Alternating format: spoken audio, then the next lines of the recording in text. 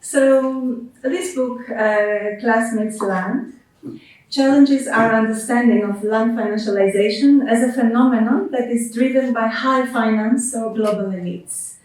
Our book reveals something that is almost counterintuitive, that 19th century class struggles over land are deeply implicated in the transition to 21st century financial capitalism.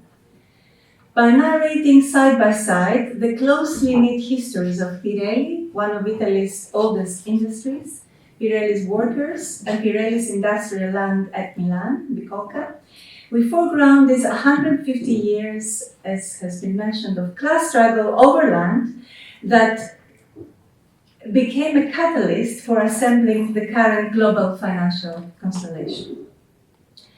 The actors and histories in our book enable us to develop a novel understanding of land financialization as a lived process, a slow-burning, deeply historical, local, socially embodied act, through which land rent becomes enrolled simultaneously in local cycles of class struggle and in global circuits of capital accumulation. Now, to conceptualize land financialization as a lived process, we decided to make two methodological choices. First, we unfashionably shifted focus away from the usual suspects of financialization, because much of financialization literature focused on global elites, bankers, governance regimes, developers, etc. So we shifted focus instead on local industrial elites and workers. And this enabled us to foreground these actors that have been called by Moloch as parochial actors. It enabled us to highlight these parochial actors as central for remodeling the architecture of global finance. Our second methodological choice, and Johan already mentioned it, was to perform what we call a timeful research and analysis. So to research not only how things are in the present moment, but also how things have evolved over a much longer period of time, over 150 years to be precise. This embodied and timeful analysis allowed us to generate a number of new insights. First, as already mentioned, it enabled us to show that land assetization and financialization are not recent phenomena. They are timeful processes intimately sculpted by local social struggles over a longer period of time. The second insight we gained was to show that the local industrial working class populations and traditional elites were actually never passive recipients of global capitalist structuring. It wasn't just things happening to them, but they were and still are key protagonists on these things happening. The third insight we gained was on how changes in urban planning and governance regimes after the 80s were not a response, as often quoted, response to demands of some disembodied global elites in financial sector. But on the contrary, they were responses to the need of very localized, locally embedded elites that were exploring forms to survive, ways to survive, and enter new cycles of capital accumulation. The fourth insight we gained is that this timeful approach enabled us to challenge the dominant Marxist perspective of land as an unproductive asset. We actually demonstrate that land played a multiplicity of roles for both capital and labor and was far less than unproductive. For capital, it had been condition of production, accumulation strategy, asset, accessory for labor control, but simultaneously for labor, the same land was mobilized as accessory in struggles for empowerment and resistance, means to ground class rights into spatial practices. So, this was our introduction and our story begins. Okay, so our story begins in 1872 when Giovanni Battista Pirelli, an entrepreneurial engineer, built a small tire manufacturing plant next to his family home in Milan, which employed 40 blue-collars, workers, and 5 managers. As the company grew, Pirelli's influence in social and political life also grew, but the expansion of production demanded expansion of the workforce, and this was not an easy task. The peasants that were flocking into Milan in searching for wages were men and women accustomed to seasonal work on the land, self-regulated working hours, socializing, chatting, and singing while working. So these characteristics did not fit industrial production. So entrepreneurs were desperate. Workers were trying to escape from becoming disciplined in organized factories. And soon, production intensification, low wages, and deteriorating living conditions led to widespread class conflict. The bloody Milan riots of May 1889 ended with 80 workers dead and 450 injured. So there was urgent need to pacify the workforce. And our first chapter shows how industrial land, an asset that Marx has termed unproductive, played a key role in precisely pacifying the workforce, and at the same time producing the new anthropological type of disciplined worker that industrial capitalism demanded. Pirelli was among the first to mobilize the performative power of this unproductive asset. Giovanni Battista Pirelli declared that for workers to become disciplined, they first had to become loyal to the company, and for this to happen, he argued they should be offered some sense of space and a sense of belonging to the company.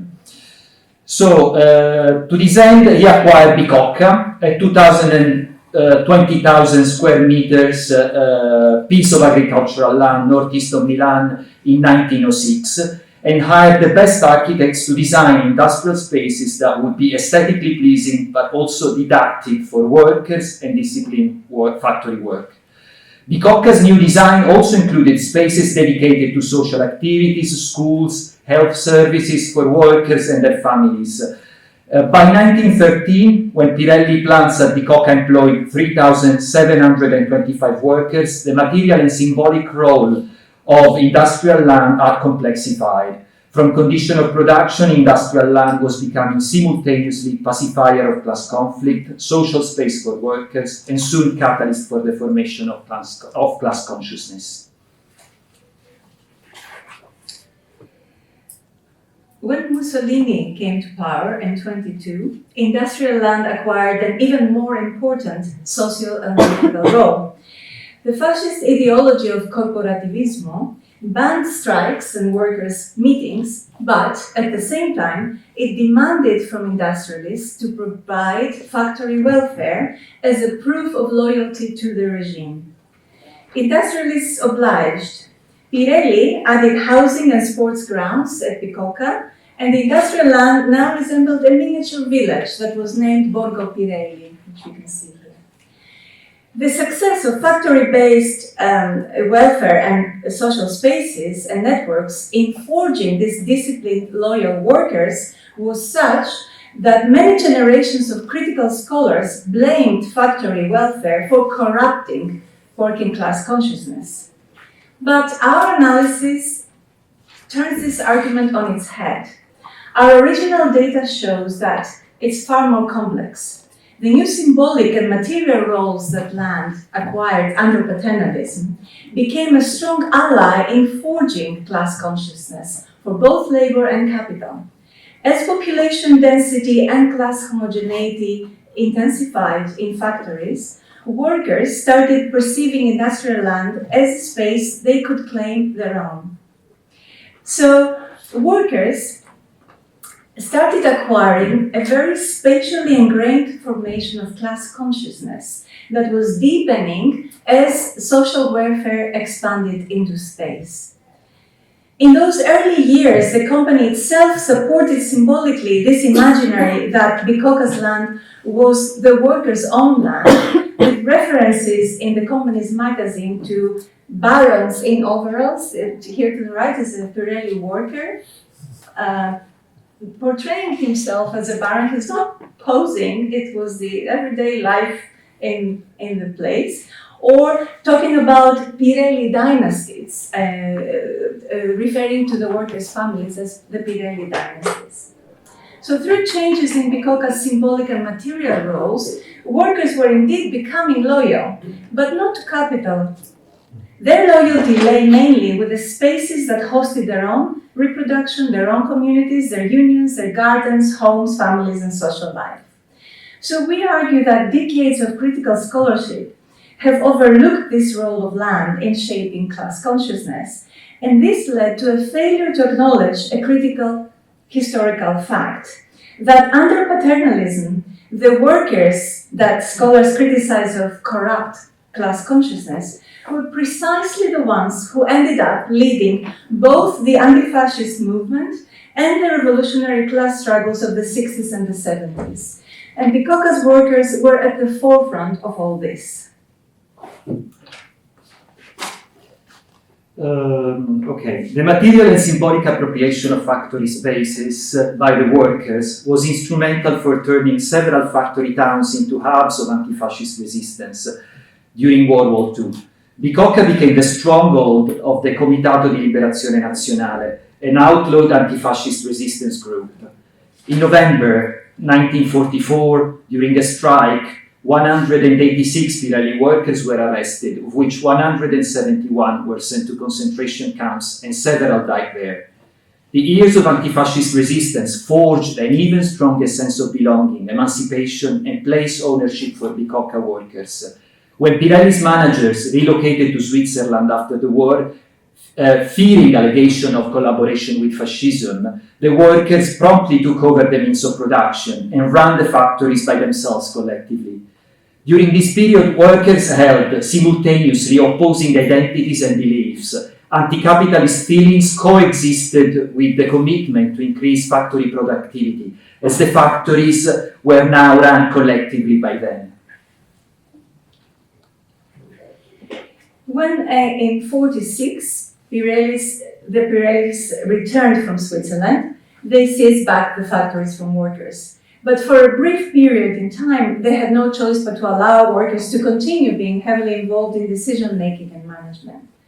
However, the continuous crisis in industrial production after the war led to a new round of wage cuts and redundancies, and inevitably it led to a new round of class struggle, during which land acquired an even heightened role as accessory to political praxis. In a strike of irony, the spaces that were originally designed and produced to control, stabilize, and anesthetize the insubordinate spirit of the workforce now became the breeding grounds for radical class struggle. During the 50s, 60s, and 70s, Pirelli's workers, now counting 12,000, turned the Bicocca into a stronghold of Italy's operaismo movement and a laboratory for industrial militancy. The living memory of the fascist years of resistance, plus, of course, the years of appropriation of the means of production, were crucial for this radicalization of workers' claims. Labor militancy in northeast Milan was such at the period that the area was nicknamed Italy's Stalingrad. But the radicalization of the workers' movement coincided with gli anni di piombo, the years of the lead, the years that were one of the most troubled periods in modern Italian history, when economic crisis and political turmoil fed into violent clashes, kidnapping, bombing, arson, murder that terrorized Italy. The far right, the far left, and even the official state were blamed for these anonymous terrorist acts, known as the strategy of tension. But workers' activism was also blamed, and this greatly damaged the labor movement and made it easier for capitalism to perform their own violent act of land repossession and factory closures that followed the next decade, a process which we term land revanchism. Okay, in the late 70s, whilst the industrial spaces remained the par excellence workers' insurgent spaces, capital's effort to offset profit losses with wage cuts and redundancy were met with fierce opposition. But this time, Pirelli responded to workers' militancy with a radical class act, which we term land revanchism, a plan to shut down all units at Bicocca and disperse production across Italy into smaller, flexible units. The plan would free land from industrial production and transform it into a techno-city, a research and technology center that could help Pirelli launch itself as a player into the new high-tech phase of capitalism.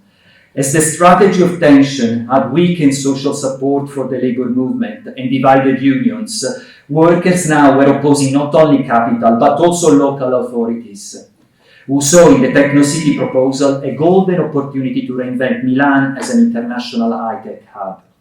So the struggle over land now involved three parties: workers, industrialists, and the state institutions. The negotiation resulted in a Pyrrhic victory for the workers. In order to secure their jobs, they had to literally hand back their land, the centerpiece of their personal, communal, and political life, and the stronghold of their class identity and struggle. Only one unit of production remained active at Bicocca. The rest of the land was handed over to Progetto Bicocca, a daughter company of Pirelli that would turn industrial land as social spaces into office spaces, research and technology center.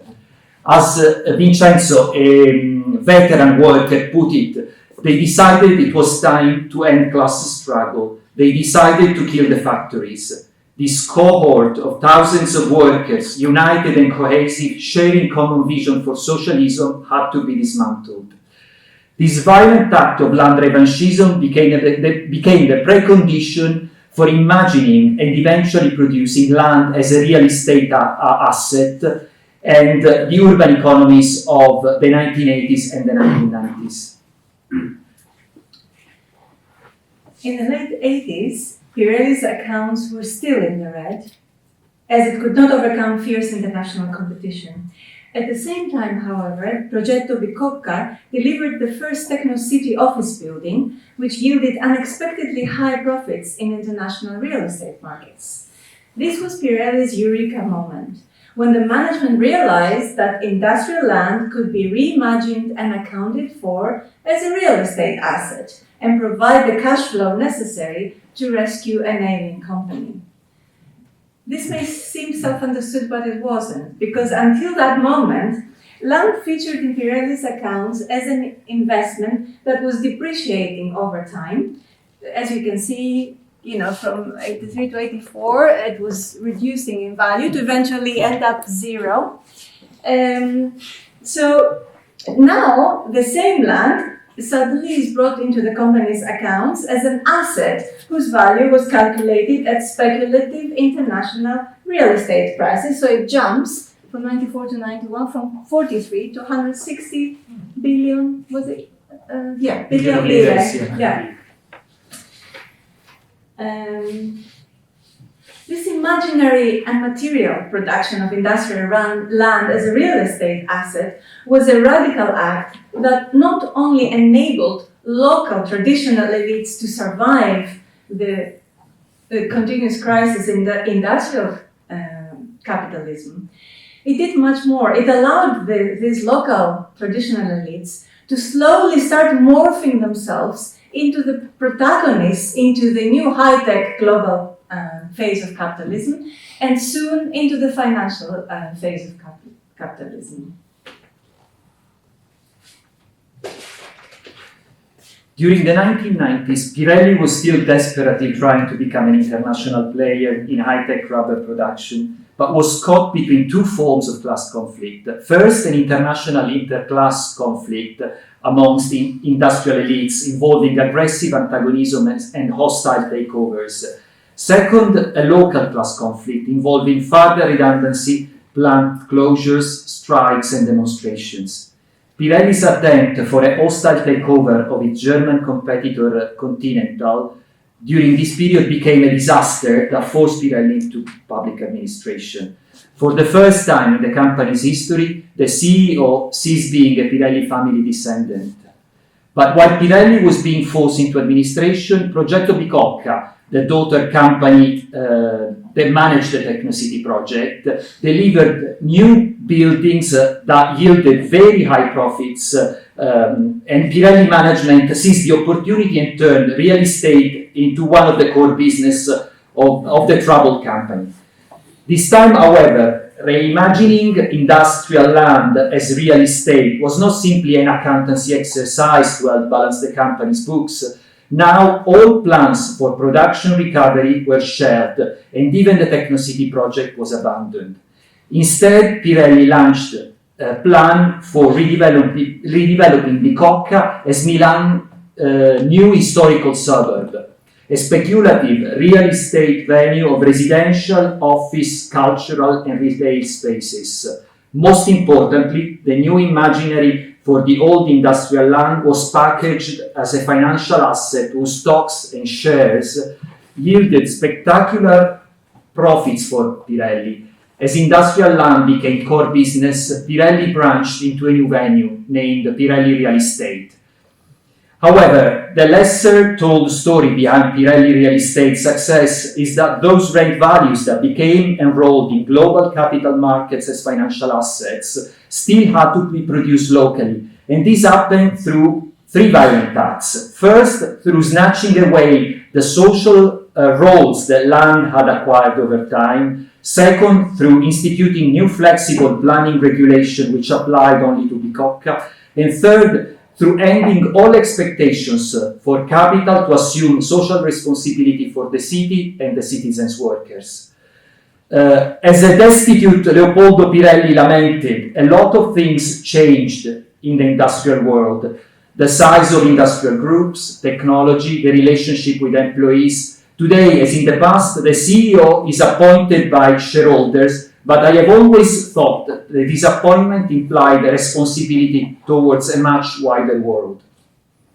The reinvention of Bicocca as a functional real estate asset was predicated successfully upon eradication of the long history of class struggles that produced this land. From City of Workers, showcase of industrial paternalism, hub for anti-fascist resistance, exceptional case of appropriation of means of production by workers, Italy, Stalingrad, and hub of operaismo,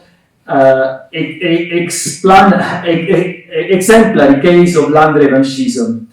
Vittorio Gregotti monumental design intervention replaced the old land or engulfed industrial and social spaces, created what we called a decaffeinated urbanity, an urbanity cleaned from the imprints of the rich history of class alliances and conflicts that produced it. Like other similar redevelopment projects across the world, the eradication of this history was key for the economic success of land assetization and financialization. And coming to a conclusion, our book shows that, we hope it shows, that land financialization is a deeply historicized, slow-burning process that involves countless everyday acts and actors and livelihoods, a lived, socially embodied, geographically grounded process through which the local dynamics of everyday life are inextricably linked with the global dynamics of capital accumulation and circulation. We maintain that the stories of urbanization, deindustrialization, regeneration, and financialization across the world can and should be retold, bringing into sharp focus this lived dimension of the struggles of neglected actors and marginalized groups. The ongoing stories of displacement in Sao Paulo, Mumbai, Jakarta, Beirut, Athens, Copenhagen cannot be read only through the lens of gentrification. These stories need to be told as processes that produced financial assets through winning class, ethnic, and gender wars over the economic and social role of land. As financialization of land, water, soil, minerals, and other vital resources displaces and dispossesses further and further, we need more than ever this timeful and embodied analysis. We hope our book will act as inspiration for telling the stories of other places, actors, and power relations that have been neglected for so long. Thank you.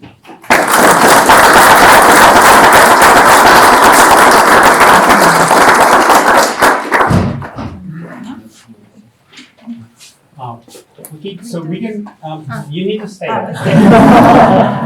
And we are at about 40 minutes, so we have about maybe 15 minutes for questions and commentary. So we can open the discussion to the group. So anybody? Maybe we can, if I may, reflect a bit on, because you have raised 3 very important points. We can reflect a bit on those. Yeah.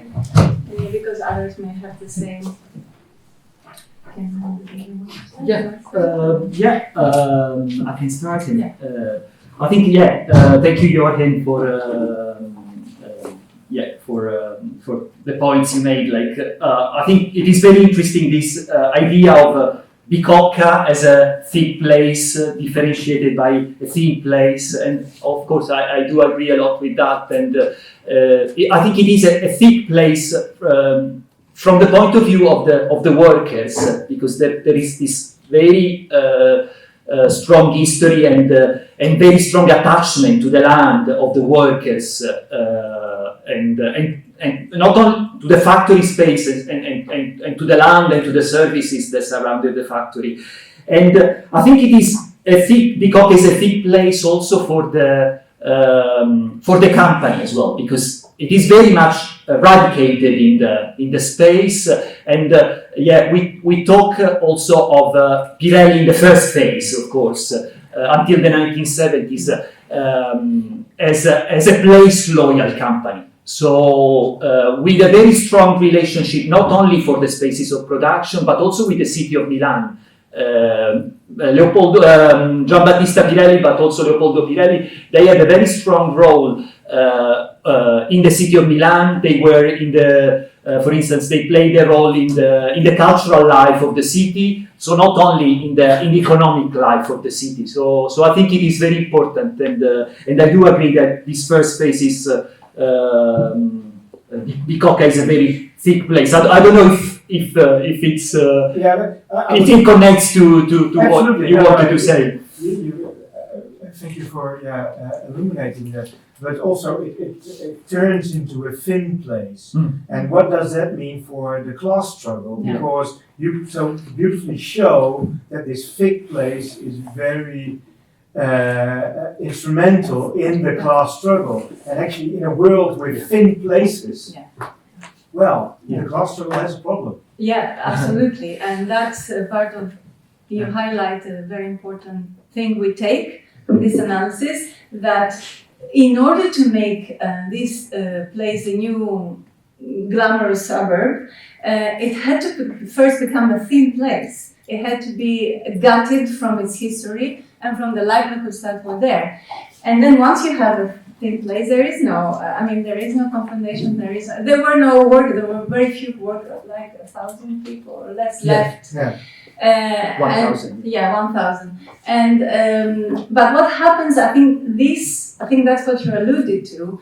We see more and more places becoming thin places today. This is a lens. And I think it's very, very crucial for class struggle broadly understood, and particularly with the remote work, etc. The fact that we don't mingle and crash and engage with each other on a daily basis. So this remote working that is considered often as a big liberation is actually a huge detriment for any kind of working class. I'll come back to the working class in a moment, because it precisely takes out the life and the everyday interaction that creates demands and formulates demands. I mean, during when it was Italy, Stalingrad, all the intellectuals of Italy were there in Bicocca, reading together with the workers and forging alliances, but also forging their theorization how can we move socially, what kind of demands, what kind of tactics, strategies the working class. It was a melting pot of minds, but it was a daily toil, hard work to do that. And that cannot happen remotely or in thin places. It takes this critical mass. So we hear, I think it's very important going for where we're at today. I think that's what you were. And if I can add just something to that, and I think this is also the transformation of Bicocca into a thin place is functional, of course, for the production of the land as a financial asset. It was crucial for doing that. Yeah. On the working class, and we kind of leave it open, but it's a kind of very crude way of, at least how I think this forward and where we're at today. Anyone who has to sell their labor in order to continue their life's metabolism, in order to live, basically, I would consider to be, I know there's objections to that, I would consider to be part of a working class. So anyone who doesn't own a means of production. And so in that category, I would include myself, academics. We sell our brain, in effect. It's part of our body. It's not only manual labor that is sold. The working class, anyone who is under wage labor is working class. And yet again, today, another big delusion of, in much, not all of the society, is all this gig economy and all those people who really believed for a brief moment of time after the 80s, 90s, that by being small entrepreneurs, they were actually owning the means of production and they were not working class anymore. So they're an interesting category that they overexploit themselves. And the surplus labor doesn't actually go, surplus value doesn't actually go back to them, but it's a big defined this way, the working class is very, very big. Yes. And very, very diverse. Yes. So it is a working class, but within this working class, people share this aspect, but they differ on many different other aspects. Yes. So where's the unity? The unity is in the. Well, now Maybe not everybody in the working class, obviously. So again, there is high incomes and low incomes, but there is more unity than one might think. Because, for example, when we see the global accounts for wealth, and we see, the middle class has increased massively in wealth, so we're in a good path for equity, etc. If you then look at the methodology and how that wealth is measured, I don't remember, and I don't want to say, it's more than 50% of that wealth is debt in the form of mortgages. So it's debt disguised as wealth, and people buy that. So after the 80s, when everybody, Amsterdam turned from 70-80% rental to 80% or whatever we have now, less. Okay, in Spain, that I know more, I've done work on housing in Spain. From the 80s onwards, rentals, ownership was 30% and it turned to 80% in Spain. So those people did it under the delusion that they were building wealth. What they were accruing was actually debt. And then the crisis came and that became abundantly clear and they felt it in their body. So it's only the moment when you start embodying the experience of wealth as debt that it hits you. So those people probably thought that they didn't have anything in common with the laborer who was not an owner of a house. But they had much more in common than they may have thought they did. So I think yes, it is a very broad category, but it's much more unified than one might think. And there is a very interesting narrative out there that tries to create these fault lines, which are not really there if you dig deeper into it. And we go too far in answering. Sorry. No, you can't go too far in the discussion. No. I have a question. Mine's a little bit different. So for the one of us, like the ones here that are thinking about maybe doing something similar. So I was asking you yesterday a little bit about the division of labor between you two. And also, I mean, it's such a big project. So, what recommendation do you have for people who are just starting and are imagining that one day could do something like this? it's a labor of love. We say that, and that's love in every sense. Yeah. Maybe you can start. Yeah, no, it was. We started like almost by chance, and we started researching in Bicocca, and yeah, we thought it was such an interesting story that we. No, and also, yeah, I think it is very important to have time. It has already been said. I mean, we started, it is a project that lasted 15 years. And we actually didn't divide the work. We were always working together. It was very, I hate the word, but organic. No, but what is you asked about the division of labor in the authorship? No, you too.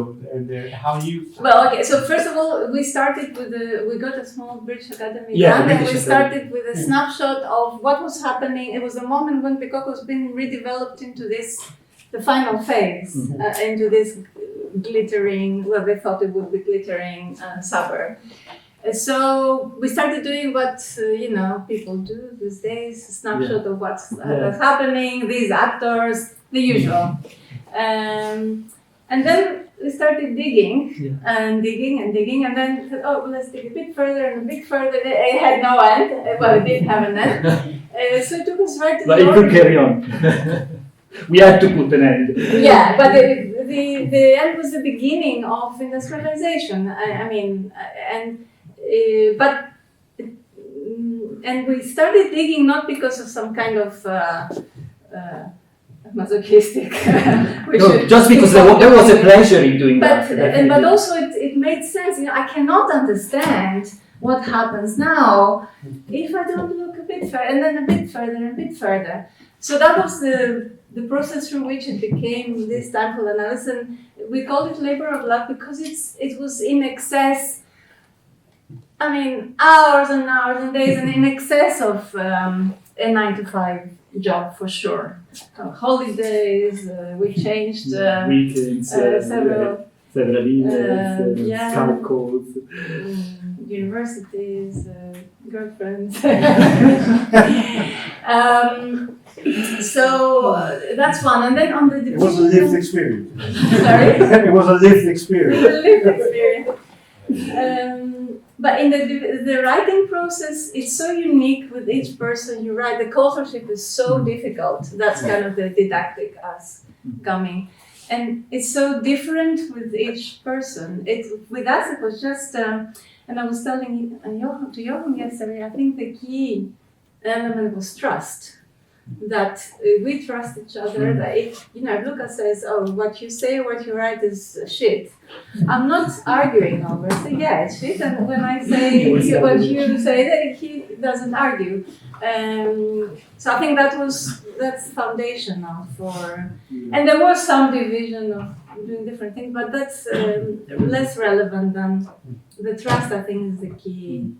But co-authorship is really difficult in general. Yeah, in general. This was exceptionally good. So, yeah. And also it took how many? I don't know, 25 iterations of the draft before it was out. Yeah, I think that's correct. Yeah. Yeah. So it's not one draft. Yeah. Thank you. Thank you very much. It's beautiful. I also have only read just a portion of this amazing 150-year analysis of financialization, and I was wondering if you could imagine or speculate two futures of what happens. History doesn't stop here. So what is, I thought maybe you could imagine a dark future. What would happen if things continue as we sometimes think now? What would also be a utopian future? What is there like a retro revanchism for like what could happen that would in a utopian future with this these third spaces that no longer bind us? It's a difficult question. Yeah, it's a very good question. At this moment, we call it disjunct, a ruptured space. That's how we call it. So there's really not you. There's the Hangar Bikoka, which is a gallery, which is one of the old shop floors, and that has its own public that visits specific times. And then there's the opera theater, has its own public other times. Then you have the university, because it's in the book. The state and the municipality actually subsidized massively this redevelopment because they located the new Milano University Bicocca there. That was public funds going in. So that has its own life, which is a morning life. And those different activities don't mix. So although like the Hangar Bicocca is a beautiful space, but it's kind of like it's a bubble of its own. And it kind of feels like the dystopian already. If you walk at night in particular, and many people who were interviewed say that. Where it's going, and the academics of the Bicocca have a lot to say about that. How they experience the space. I think there is a lot of. It's a very controlled space. At the same time, there is a lot of private surveillance cameras. So this, I think, discourages socialization. I think, and also the monumentality of the spaces that were created by the Vittorio Gregotti studio. We have photos in the book. I think this monumentality of the architecture also discourages socialization, I think. So it has been described also by the academics that actually leave the university spaces as a space where social interaction is not easy. Yeah. And it's also decaying, like the university infrastructure is now decaying. Yes. The gallery is well maintained because that's the Fondazione Pirelli maintaining it, but the university is publicly maintained, so you can. It's visual in decaying. Visual in decaying. So it's very ruptured. So we are unlanded workers, unthird spaced workers, or our fixed spaces are taken away from us. We are also architects and designers who receive educations to design spaces. So I'm just wondering, like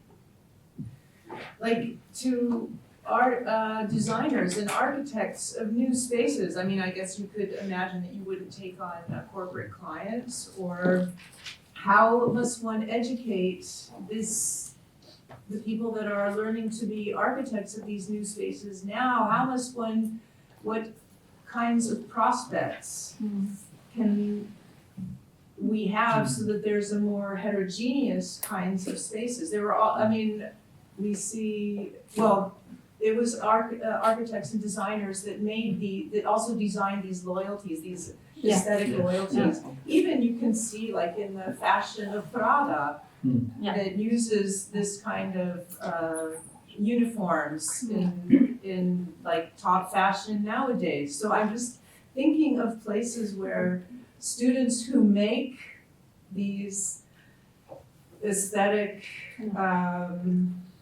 the wallpaper around us, from which imaginaries emerge. I mean, how can we educate them, become educated ourselves in making of these futures, new imaginaries? I'll take this one as an architect.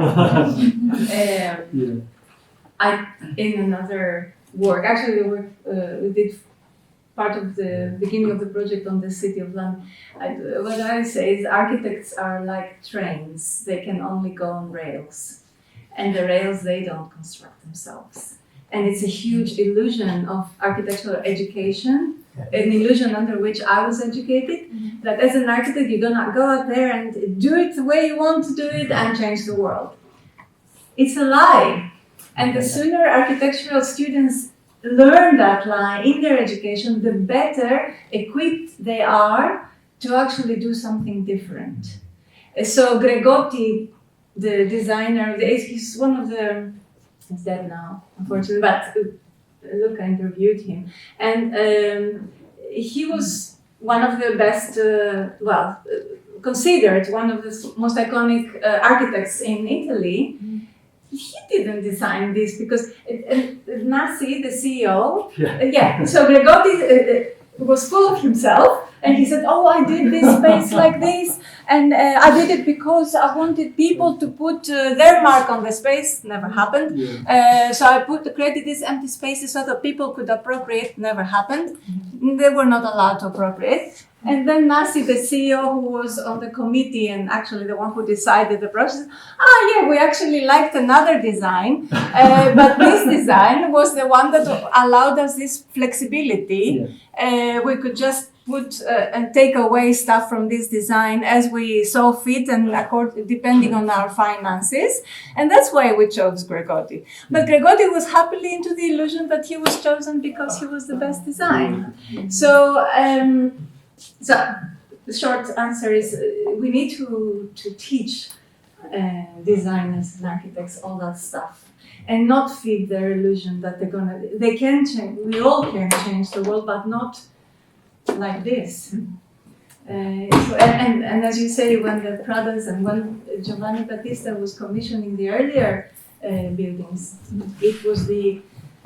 it was capital that was commissioning under different parameters. Yes. They were created in the US, Johnson & Johnson, palaces for the people. That's what they were commissioning. And now we have universities where we can't, we have to say that. We wanted to work at the university this week, and Luca is here. We couldn't find a space to work. Then finally some wonderful secretary found us a space.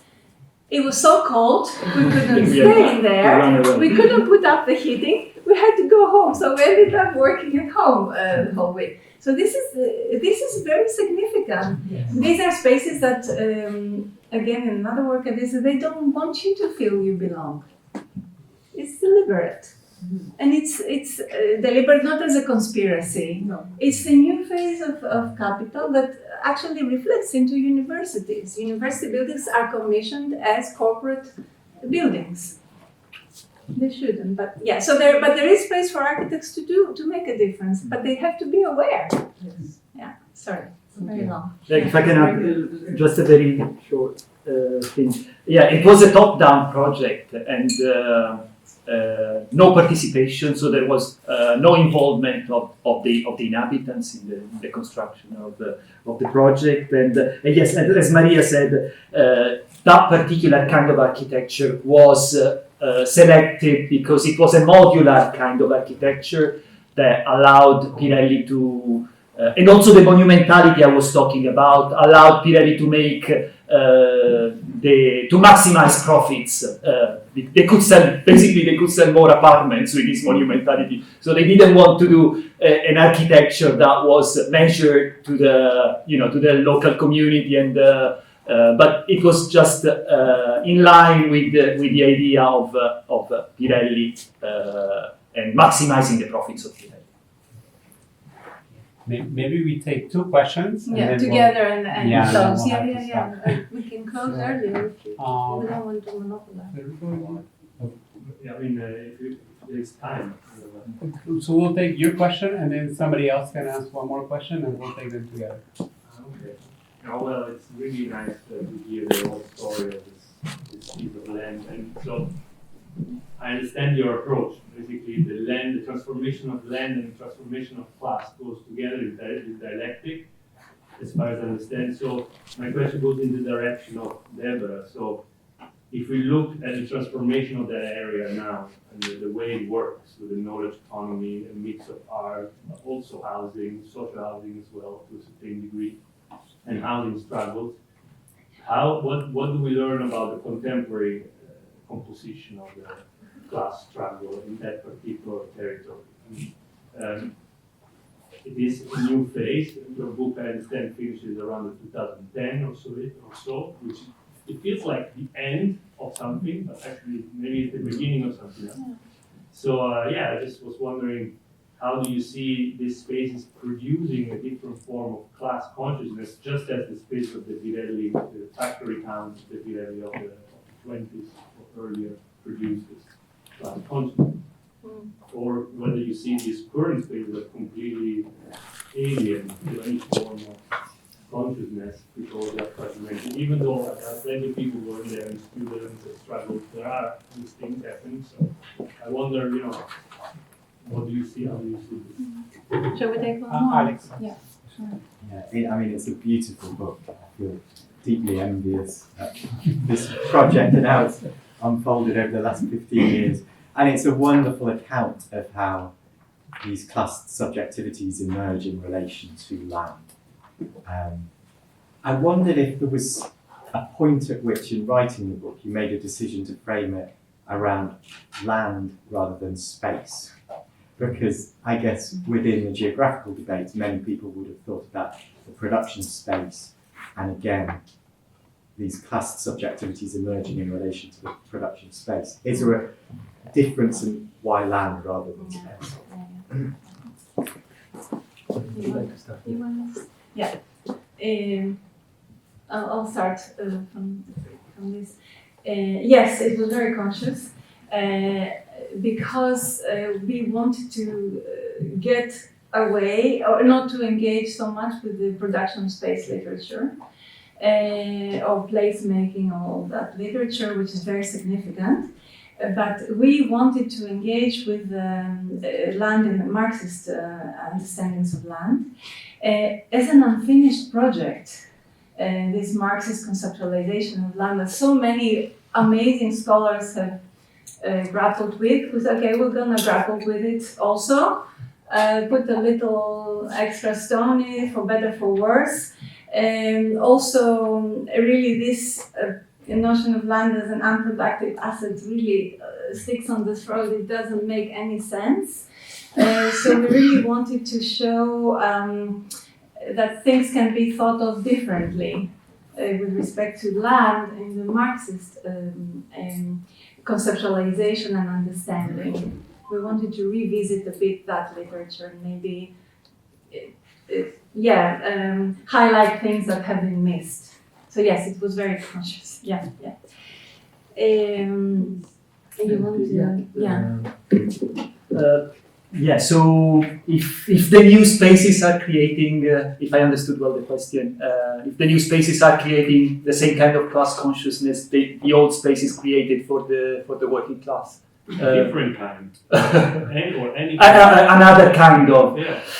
Oh, okay. I don't think so. It's very fragmented space, as we said in the beginning, and it's used by different kind of people. The students and the people that work in the offices, and it was interesting because during the interview, the space has been described as a 9-to-5 cities. So when so it's not lived as it used to be. When the students and the office workers leave the spaces, Bicocca gets empty. It's deserted.